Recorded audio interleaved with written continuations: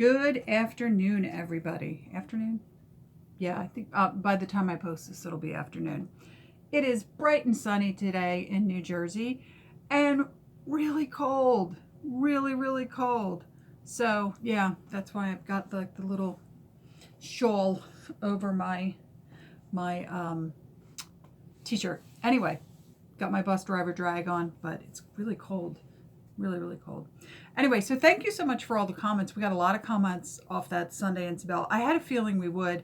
That's why I was like very on the fence about even posting it, because honestly, I kind of feel like these videos that I was talking about in that video, where they're saying like, oh, there's no food on the shelves, look, we're going to show you pictures, are like clickbait. Like, because when I look at them, I think to myself, who is this serving? Like, are you doing this because this is content that you know people will watch and it'll up your numbers? Like, is that what it's all about? Or like, what is the motivation for something like this? Like, I know that I've done videos about having a pantry and things like that, but it's because I'm a chef, or I used to be a chef. And because I consider that like a vintage skill, you know, having a pantry, being able to cook. You know, I love to pass on information about like the best deals I find on things, like whether I find something and I know it's a better deal at Walmart, or it's a better deal at a regular grocery store if it's on sale, or if it's a better deal at Dollar Tree. I like to pass that kind of stuff on because I'm kind of poor and I struggle, and I help other people that are poor and are struggling. But some of this other stuff I see, I don't understand the motivation. I don't know what these people are getting out of having a video that's like, food shortages, buy this stuff now, you know, like the coming supply chain disaster. It's like, what is this for? This is what, there used to be a phrase, muck raking, right, that was used to describe newspapers, but newspapers really aren't a thing so much anymore. So yeah, but that's what it reminds me of, is muck raking, you know, or now we would call it clickbait. Right. So anyway, I'm not going to talk about my rant anymore. I'm done with that. I said my piece. If you want to, it's my last video. If you want to watch it and you haven't watched it, look at the comments. We talk about a lot of stuff in the comments. There's a lot of back and forth. It was a really interesting subject. I loved that everybody was talking so much in the comments. But let's talk about the fabulous sewing notions and some other fabulous things that I found today at Goodwill. So let's start with something I'm going to put on my shop immediately, which is this. It's a hook rug, and as you can see, except for this tear here, never been opened, right? Very 1970s. And I'm not sure exactly why, but these do really well. Like, I'll get one of these, put it up on my Etsy shop, and it goes like within days. And the price was really good. I think it was $3.50. $3.49, right, for this. So I was like, yeah, good to go. All right, so I don't know which fabulousness I should do next. Let's do some more sewing notions. So I got this. This is a stabilizer. It's used for silk. It's kind of like interfacing, except it's a little bit different. Stabilizer tends to be less thick. Now they're saying it's for decorative stitching, applique, monogramming, stuff like that. So now I grabbed it because it says buttonholes, and I'm thinking, bound buttonholes. But the other reason I grabbed it, it was $2, and I guarantee you if I went to Joann's right now, because this product is still available, I've seen it at Joann's, it's not $2, even with your coupons and your discounts that you get at Joann's. So I'm going to take the price tag off it now. So I bought it for just future projects because, you know. And then when it comes to sewing notions, here's the piece de resistance. By the way, no patterns. There was some fabric. It was a lot of very small remnants. I wasn't really into it. You know, I looked at it. There was one that was kind of cute. I have so many fabric remnants. They're actually sitting in front of me. I was looking at them yesterday. That I'm just going to keep making aprons. But I really don't need any more remnants because I have so many that I really don't need any more. I'm good. But when I saw this, yes, this is, I know it's hard for you guys to see, so I'm going to try and get, okay, here we go. It is Pellin featherweight fusible interfacing. This is the perfect weight for shirts, which, you know, I made 2 shirts last year, right? So not bad, but it is a bolt and it's still shrink wrapped. It's never been opened, and it was, yes, here we go. Here's the price. Look at that price. Okay, this is probably $3.50 a yard. Probably more than that at Joann's. But, you know, with your coupons and your discounts at Joann's, we all know how Joann's can get, right? So when I saw this, I was like, oh yeah. There was also non-fusible interfacing, the sew-in kind, but it was pink, which I thought was really odd. And the only thing I can think of, when it was a lot of it, was a big roll. And it must have been a specific project that they were using it and they needed it to be pink. Maybe because the white would have shown through, something like that. Maybe it was red and they needed the pink so that because white would have shown through. But I was like, yes, please and thank you. And I grabbed this, and I'm so happy about this because I do use this a lot. For those of you who don't sew, interfacing is something you attach to fabric to make it slightly thicker in some areas. So that's why this is great for shirts, like collars, right? You're going to use 2 pieces of fabric for a collar, but to really get that stiffness that you want in a collar or in a cuff is another area. Sometimes a belt, like if it's got some type of like a built-in belt that like cinches in the waist, that might be good, right?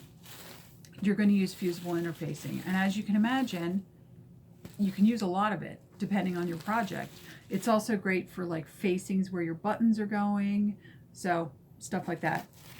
Needless to say, this will not go to waste. I will definitely use it. In fact, I'm already thinking, I've been making all these aprons. I'm already thinking that I want to do some real sewing, and I have that beautiful peak fabric. Remember when I found that white peak fabric at Goodwill, another Goodwill find, and I was like, this is really nice, and I grabbed it, but it's only a little over a yard.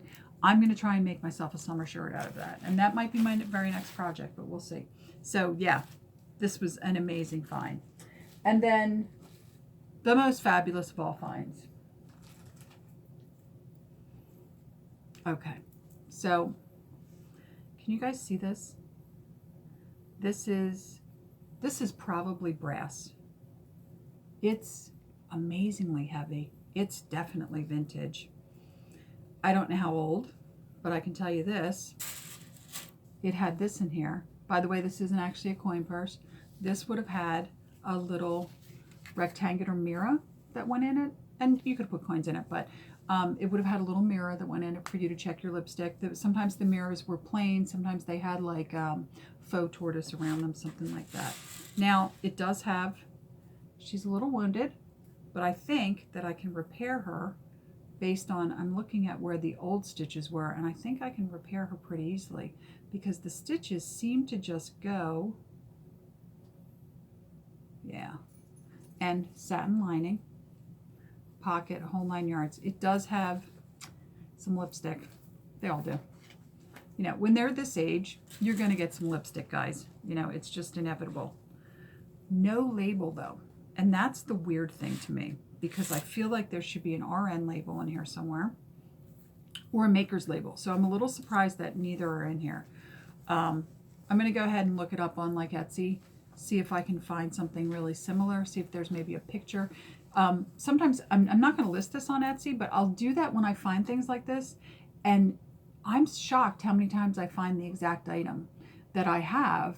And then some other person has done all the research for me and has found out all the information about it. Like they'll say, it's from 1935 and it was made by the blah blah company out of Cleveland. And, you know, like all these great things that I have no way of knowing how to figure out. So aside from selling, Etsy's a great resource also when you're looking things up. eBay is too. Sometimes people that are selling stuff on eBay put a lot of information, but I find Etsy, people have more information. My dog is looking at me like, what are you doing? The cool thing about this is it's so heavy. This is like real metal. This isn't like plastic that's made to look like metal. And I couldn't. And the funny thing was, I wouldn't even have seen it, but there was a woman looking at all these they're, the designer bags, right? And I'm laughing because she's looking at them and she's saying to the woman who works at Goodwill, this isn't a real Coach bag. And I'm thinking to myself, lady, why would you think there would be a real Coach bag at Goodwill? But I get it. I bet she's found one at least once, because there's probably someone that donated Mom's Coach bags when she died and didn't realize, that it was Mom's real Coach bag that she spent whatever amount of money on. It's funny because I don't think people are really into that anymore, but I remember back in the 90s, one of the first big jobs I had that was corporate, I got Coach shoes, and it was like I found them like on clearance at like Macy's, and I got a really good deal, and I used one of the Macy's like deals, and I ended up getting them for like $80, and it was like a coup that I'd gotten these Coach shoes. And now nobody even cares about that stuff, but I do care about this. It's so beautiful. I wish I could really do it justice. I was thinking about putting it in the thumbnail, but honestly, I don't think the thumbnail's really gonna do any better than showing it to you guys live. It's just so amazing the way it moves, because this is completely separate than the lining, this here. So anyway, when this woman had all these Coach bags out, she actually picked this one up and put it aside, and I'm like, oh, lady, and she was like, I'm just going to look these up. And she's like looking them up on her phone to see like, what these other fake bags were worth. And I'm like, except that you just put the bag aside, that's probably worth more than any of those, whatever, because she doesn't do vintage. So she didn't get it, but I did. So anyway, until my next video, which will probably be Sunday, unless we get a snow day, because we're already talking about snow again here in New Jersey. Snow and or rain. They haven't decided yet, so we'll see. If we get a snow day, it might be a snow day, because I really do want to do some more regular sewing. But in the meantime, I think, let me show you guys my plans. That's what I was doing yesterday. I was planning aprons. I pull out my plans. So here's what I'm thinking. I really want to try this apron. Now remember, this is a notched pattern. It's an unprinted pattern, right? I really want to try this apron out of this just red, just a cotton broadcloth. And then I have these little bits, and oh, and by the way, this would be the bias tape I used, some vintage bias tape. And then I have these. I have a couple pieces of this, probably just enough for the pockets. And then, just to make the pockets a little fancier, can you see how the pockets are here? Instead of doing the bias tape, I would just do a really small line of this. Can you see that it says, I love you? And I would make that, in fact, I think, see how I have this piece? This piece might be the piece I have to use. Because I would want it to say I love you, and I would fold that over. Let me show you what I would do. I would make the pocket, and then I would take this, fold it over the top of the pocket, and that it would be, I'd make a little pocket like this, except in line with this kind of pocket, which I believe actually is, in fact, I better double check that. No, it's sewn on. You can see can you see it's kind of triangular? I know it's hard to see because I have it in the bag, but it's actually a sewn on pocket. It's not part of the long piece of the apron. So I might do that. You guys know I always talk about it. I'm a chicken shit when it comes to using these notched patterns. They scare me, but I kind of think to myself, if you hold up a pattern piece for me and I look at it, I can tell you, oh, that's a sleeve or that's a bodice piece or whatever without it being marked. So maybe it's time. Maybe, it's time for me to bite the bullet on that one. But anyway, until my next video, I hope you stay well, stay warm, stay healthy, and like, subscribe, leave more comments about the last one. I'm fine with that. I like the back and forth. I think it's great. I think people should exchange opinions and why they think things are happening. And we've had some great opinions. We've had people that have disagreed with me, and that's fine. I think it's cool. I like it that people, think and stay non-credo, as they say. So until my next video, like, subscribe, comment, and I will see you when I see you. Bye.